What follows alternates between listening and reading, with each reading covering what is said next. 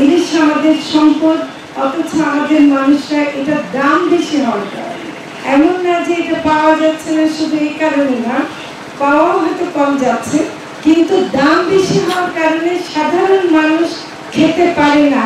এটা বড় ধরনের অন্যায়। এই অন্যায় থেকে আমাদেরকে কি করে পরিত্রাণ পেতে হবে সেই চেষ্টা আমাদেরকে করতে হবে। সেজন্য যদি আপনারা এই সময়টা মেনে চলেন এবং ইলিশের উৎপাদন আমরা বাড়াতে পারি, আমার মনে হয় বাজারে অবশ্যই এটার দাম কমাবার সুযোগ সৃষ্টি হবে। আপনারা সেই সুযোগটা আমাদেরকে করে দেবেন। অভিযান কথাটা আমার ভালো লাগে না।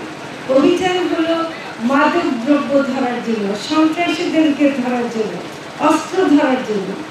আপনারা জেলে আপনারা মাছ ধরে জীবিকা নির্বাহ করেন, এখানে আপনাদেরকে ধরতে হয়, এর চেয়ে দুঃখজনক কথা আর কি হতে পারে? এটা আমরা করতে চাই না।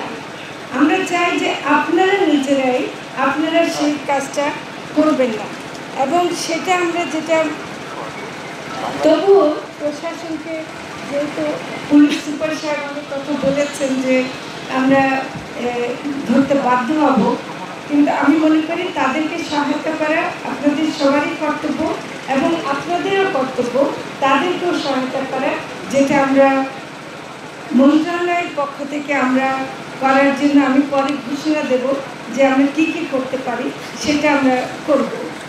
আমরা একই সাথে এটাও বলতে চাই যে ঢাকা শহরে এবং শহরের যারা লোক, ওদের কিছু স্বভাব বেশি খারাপ আছে, তারা সব সময় ইলিশ খেতে চায়। তাদেরকেও বোঝাতে হবে যে এটা ইলিশ ধরা বন্ধের একটা সময় আছে, এই সময় তারাও মাছ খাবে। ঢাকা শহরে আমি ভোক্তাদেরকে বলতে চাই, চট্টগ্রাম শহরে, বিভিন্ন শহরে ক্রেতাদেরকে বলতে চাই, বাজারে যারা বিক্রয় করেন ব্যবসায়ী তাদেরকে বলতে চাই, আপনারাও কিন্তু ইলিশ মাছ নিয়ে ব্যবসা করবেন না। কারণ আপনাদের ব্যবসার কারণে এর মধ্যে জেলেরা হয়তো মাছ ধরেন নাই, তাও কিন্তু হয়তো অন্যরা ধরে এই ব্যবসা করবে এবং বদনামটা হবে জেলেদের। এটা আমরা হতে দিতে পারব।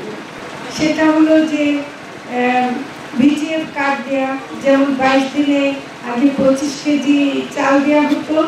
আমরা নিজেরা একটু কথা বলে দেখলাম যে আমরা কিছুটা হলেও বাড়াবার চেষ্টা করবো, আমাদেরকে একটু সময় দেয়, আমরা অন্তত 30 কেজি করার চেষ্টা করব। পরের মৌসুমগুলোতে আমরা যেন আরেকটু বাড়াতে পারি। এটা আপনাদের ন্যায্য দাবি, এটাতে কোনো আমাদের বাহাদুরি না, এটা আপনাদের ন্যায্য দাবি। অবশ্যই যেন আপনাদের কষ্ট না হয় সেটা আমরা করার চেষ্টা করব। আমরা যারা স্বল্প সুদে ঋণ দেন তাদের সাথে কথা বলবো, যেন তারা এই এলাকায় বিশেষ স্বল্প সুদে ঋণ দেওয়ার ব্যবস্থা করেন এবং সেটা যেন করতে পারে। আরও যেন আরও একটা ব্যাপার আছে যে প্রায় এখানে 5,66,565 জনকে সহায়তা দেওয়ার কথা ছিল এবছর। আমরা সেটাও বাড়াবার চেষ্টা করব আপনাদের দাবির প্রেক্ষিতে। এই এলাকায় যেটুকু দেওয়ার কথা তার চাইতে অন্তত 10% বাড়াবার চেষ্টা করব।